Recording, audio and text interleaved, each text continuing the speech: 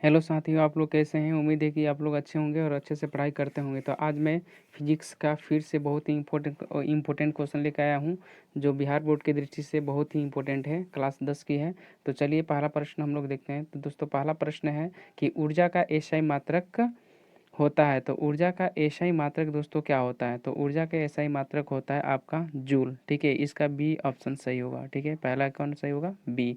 अगला प्रश्न दिया है कि जल विद्युत संयंत्र किस ऊर्जा का विद्युत ऊर्जा में रूपांतरित करता है? तो दोस्तों ये जो इसका आंसर जो होगा वो होगा आपका बी, नाभिकीय ऊर्जा। ठीक है दोस्तों, इसका आंसर क्या होगा? इसका भी आंसर बी होगा। अगला प्रश्न देखते हैं दोस्तों, अगला प्रश्न क्या है? अगला प्रश्न दिया है कि सौर कुकर के लिए कौन सा दर्पण सर्वाधिक उपयुक्त है? तो सोलर जो कुकर होता है दोस्तों, तो उसमें जो उपयोग होता है, तो उसमें किसका उपयोग होता है? वो होता है आपका सी, अवतल दर्पण का प्रयोग होता है। इसका आंसर क्या हो जाएगा? सी हो जाएगा, क्योंकि सोलर कुकर में क्या होता है दोस्तों, ये अवतल दर्पण ऐसे होता है और ठीक है, यहाँ से जब प्रकाश सभी आते हैं तो एक ही बिंदु पर सब क्या होते हैं? निकलते हैं। ठीक है, अगला प्रश्न देखते हैं, 4 नंबर प्रश्न है दोस्तों, नाभिकीय विखंडन अपक्रिया किसके द्वारा प्रेरित होता है? तो इसका जो आंसर होगा दोस्तों वो हो जाएगा आपका चौथा का आंसर सी। ठीक है, न्यूट्रॉन। ठीक है, इसका आंसर क्या हो जाएगा? सी। अगला प्रश्न देखते हैं दोस्तों, क्या है? अगला प्रश्न है कि सौर कुकर में भोजन पकाने के लिए किस ऊर्जा का प्रयोग होता है? तो दोस्तों इसका जो आंसर हो जाएगा 5 का जो आंसर होगा वो होगा बी, सौर ऊर्जा। ठीक है, बी आंसर होगा। सौर कुकर में भोजन बनाने के लिए किसका उपयोग किया जाता है? सौर ऊर्जा। ठीक है, सौर ऊर्जा यानी सूरज के प्रकाश जब पड़ता है तो वहाँ पर भोजन बनता है। अगला प्रश्न है 6 नंबर, जीव द्रव्यमान ऊर्जा स्रोत का उदाहरण निम्नलिखित में से कौन सा नहीं है?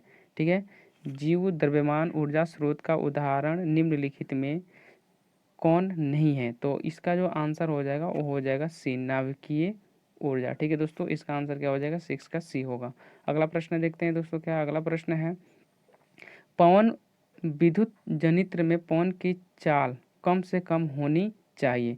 तो दोस्तों पवन जनित्र यानी पवन ऊर्जा उत्पन्न करने के लिए पवन के जो स्पीड होना चाहिए, पवन मतलब हवा, हवा के जो दोस्तों स्पीड होना चाहिए वो 15 किलोमीटर प्रति घंटा होना चाहिए। इसका ऑप्शन ए होना चाहिए होगा। जहाँ पर हवा 15 किलोमीटर प्रति घंटा के स्पीड से बहता है वहीं पर हम पवन ऊर्जा उत्पन्न कर सकते हैं, यानी कि पवन ऊर्जा बैठा सकते हैं। पवन या चक्की जो होता है ना, पवन ऊर्जा होता है, उसके लिए व्यवस्था कर सकते हैं। अगला प्रश्न दिया है कि प्रकृति में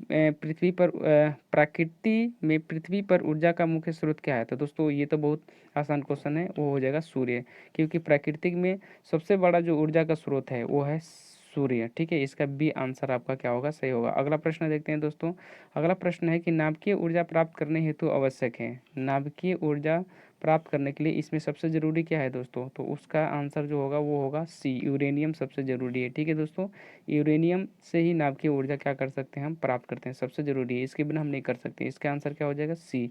अगला प्रश्न देखते हैं, अगला प्रश्न है दोस्तों कि निम्नलिखित में कौन नवीकरणीय ऊर्जा स्रोत का उदाहरण है? तो दोस्तों इसका जो नवीकरणीय ऊर्जा स्रोत जो है उसका जो उदाहरण होगा वो हो जाएगा बायोमास। ठीक है, डी इसका आंसर हो जाएगा। अगला प्रश्न है, निम्न में से किस देश को पवनों का देश कहा जाता है? तो दोस्तों इसका जो आंसर होगा डी, डेनमार्क को कहा जाता है आपको। ठीक है, अगला प्रश्न देखते हैं, अगला प्रश्न क्या है कि नरेरा नाभिकीय विद्युत संयंत्र किस राज्य में स्थित है? तो 12 का आंसर हो जाएगा दोस्तों आपका बी। ठीक है, महाराष्ट्र में। कहाँ पर है?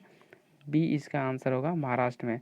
अगला प्रश्न दिया है कि 12 का बी होगा, जीवाश्म ईंधन की ऊर्जा का वास्तविक स्रोत क्या है?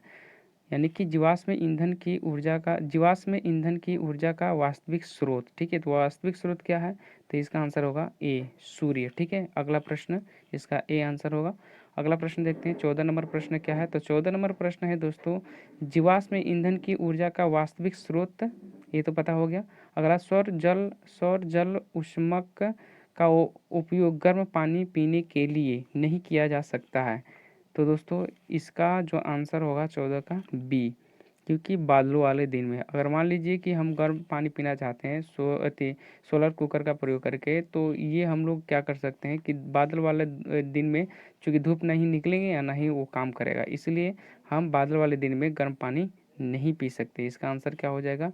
बी। अगला प्रश्न देखते हैं, अगला प्रश्न दिया है कि आदर्श ईंधन से कौन सी गैस उत्सर्जित होती है। तो दोस्तों आदर्श ईंधन से कौन सी गैस उत्सर्जित होती है, तो इसका आंसर आप लोग हो जाएगा डी, इनमें से कोई नहीं। ठीक है, ना नहीं मीथेन होता है, नहीं ऑक्सीजन होता है, ना कार्बन डाई। इसका आंसर क्या हो जाएगा 15 का डी। अगला प्रश्न दिया है, इसका डी आंसर होगा। नाभिकीय संलयन से ऊर्जा प्राप्त करने के लिए किस ईंधन का प्रयोग करते हैं। तो इसका जो आंसर होगा दोस्तों, इसका भी आंसर क्या हो जाए आपका डी, हाइड्रोजन गैस। ठीक है, अगला प्रश्न देखते हैं। यूरेनियम 235, ठीक है दोस्तों, ये आपका यूरेनियम 235 और नीचे होता है 92। तो इसका कह रहा है कि यूरेनियम के एक परमाणु के विखंडन से मिलने वाले ऊर्जा का मान होता है।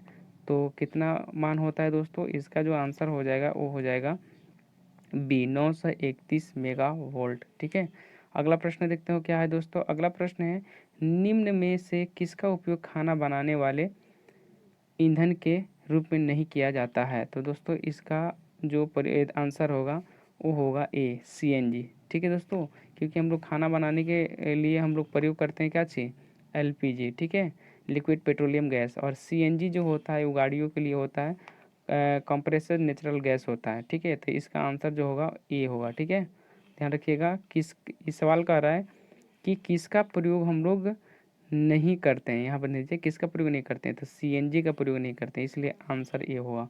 अगला प्रश्न देखते हैं क्या है दोस्तों। अगला प्रश्न, निम्नलिखित में से किसका उपयोग खाना बनाने वाले ईंधन के रूप में नहीं किया जाता है, वही प्रश्न है। अगला प्रश्न देखते हैं, ग्लोबल वार्मिंग के लिए निम्नलिखित में से कौन सी गैस उत्तरदायी है। तो ये तो इसका आंसर जो हो जाएगा दोस्तों, ये हो जाएगा बी, CO2। ठीक है, कार्बन डाइऑक्साइड, CO2 जो होता है कार्बन डाइऑक्साइड होता है। अगला प्रश्न दिया है, निम्न में से किस पदार्थ का उपयोग सौर सेल बनाने में किया जाता है। तो दोस्तों बहुत आसान है, 20 नंबर का आंसर जो होगा वो हो जाएगा आपका सिलिकॉन। ठीक है, सिलिकॉन का प्रयोग किया जाता है क्या चीज़, सौर सेल में, यानी सौर सेल बनाने के लिए सिलिकॉन का हम लोग क्या करते हैं, प्रयोग करते हैं। इसका आंसर क्या होगा सी। अगला प्रश्न देखते हैं।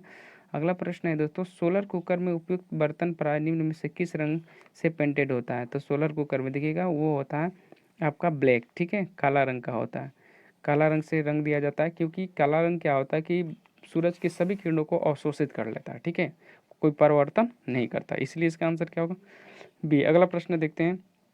अगला प्रश्न है दोस्तों, गर्म जल प्राप्त करने के लिए हम सौर जल तापक का उपयोग किस दिन नहीं कर सकते। बहुत आसान है, वही तो बादलों वाले दिन। ठीक है, इसका आंसर क्या हो जाएगा बी होगा, बादलों वाले दिन में हम नहीं कर सकते हैं, क्योंकि जब तक सूरज निकलेगा ही नहीं तब तक हम उसका प्रयोग कर नहीं सकते, इसलिए इसका आंसर क्या हो जाएगा बी होगा। अगला प्रश्न दिया है, निम्नलिखित में से कौन जैव मात्रा ऊर्जा स्रोत उदाहरण नहीं है। तो दोस्तों इसका जो आंसर हो जाएगा वो हो जाएगा आपका सी, नाभिकीय ऊर्जा। ठीक है दोस्तों, इसका आंसर क्या होगा सी। अगला प्रश्न देखते हैं दोस्तों क्या है। अगला प्रश्न दिया है कि जितने ऊर्जा स्रोत हम उपयोग में लाते हैं उनमें से अधिकांश सौर ऊर्जा को निरूपित करता है, निरूपित है, तो वो होगा 24 का आंसर जो होगा दोस्तों वो हो जाएगा हमारा डी। ठीक है, आपका जैव मात्रा। तो दोस्तों इसका आंसर क्या होगा डी। तो दोस्तों ये रहा आपका 24 बहुत ही इंपॉर्टेंट क्वेश्चन जो फिजिक्स का है। तो उम्मीद है कि वीडियो पसंद आया होगा, तो आप चैनल को सब्सक्राइब कर लो और वीडियो को लाइक कर लो। ठीक है, इस तरह का आपको हमेशा क्लास 10 की वीडियो मिलते रहेगा जो परीक्षा की दृष्टि से बहुत ही इंपॉर्टेंट है। तो चलो वीडियो को लाइक कर लेना, सब्सक्राइब कर लेना, चैनल को सब्सक्राइब कर लेना। तो मिलते हैं हम लोग अगले वीडियो में, तब तक के लिए जय हिंद जय भारत।